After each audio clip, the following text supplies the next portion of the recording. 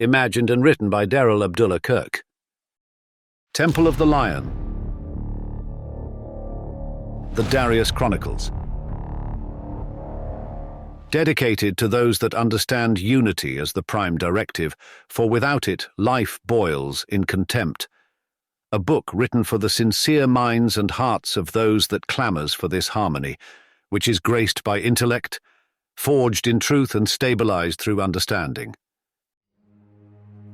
In the beginning, the legend of Sarrum. All that you thought you knew about lions is irrelevant once you read the stories written from the Temple of the Lion.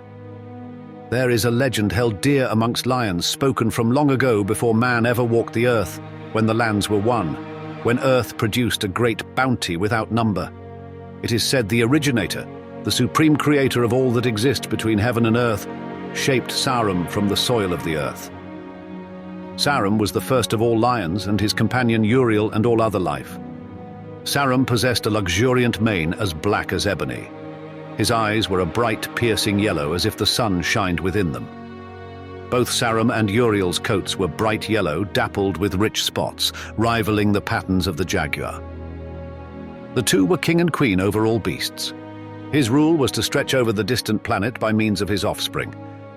The growth of their kind started with his 5 sons.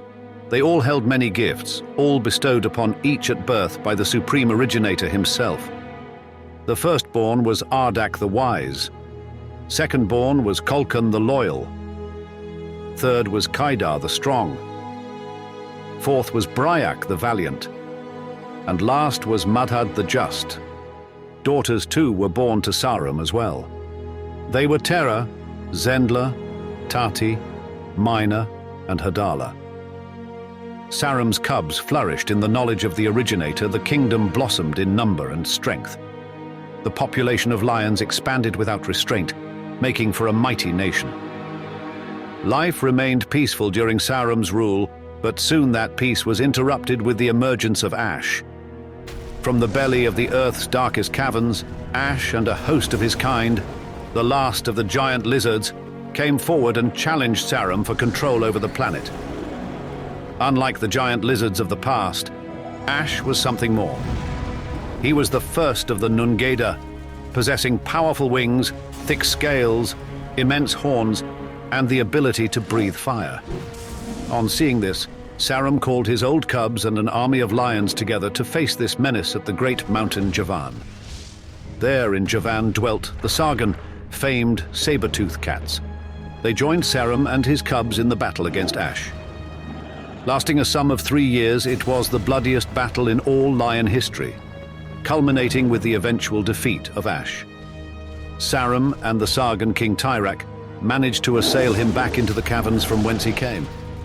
But even though this miraculous defeat of Ash and his horde transpired, an unexpected death occurred.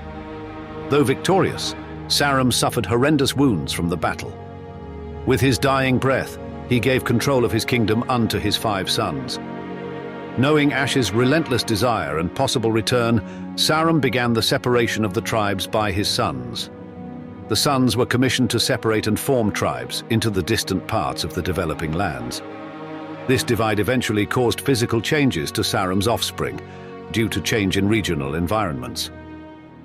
For centuries after the death of Sarrum's 5 sons, the lions lived separately by tribes and prides, loyal to Sarrum's words of long ago and in peace. But that age was doomed to end. Turaj, a rogue lion of unknown descent, came and caused a disruption to this peace. His mission was to unify all lions, setting himself up as their sole king and ruler. Any that resisted were subject to the claw, a painful death. He held the mightiest army of lions the world had ever seen. For a period of 5 years, they traveled throughout the lands, subjugating all the tribes under one banner. Turaj declared the land of Akshaya, Sarrum's birthplace, as his holy seat of sovereignty and inaugurated a large cave, naming it after the land, Temple Cave. Such success would be short-lived, for the originator's plans are always above the thoughts of flesh. Eventually, Sanjar was chosen as a juster from the tribe of Ardak to bring retribution. Sanjar's anointing was by the first of the messengers, Navid. He was to go and wage war against Turaj and his fighting lions in the Battle of Pashanal. Sanjar mustered a fighting army of lions that he called his Ajit. They were victorious against Turaj, killing him and all those that supported his evil reign. After that, Sanjar was made Lugal, king, over Akshaya, and ensued the temporary age of the kings. Command came to the messengers to go and advise the monarchy over the matters of the law, and the Lugal was to listen to their words explicitly. The messengers would show the Lugal signs through intimations, proving their calling. This arrangement would last until the 5th dynasty, and only then would start the new age of refinement, the release of the tribes.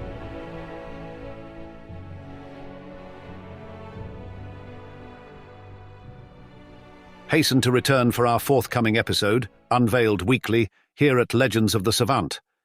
We implore you to lend your support by subscribing and liking our channel.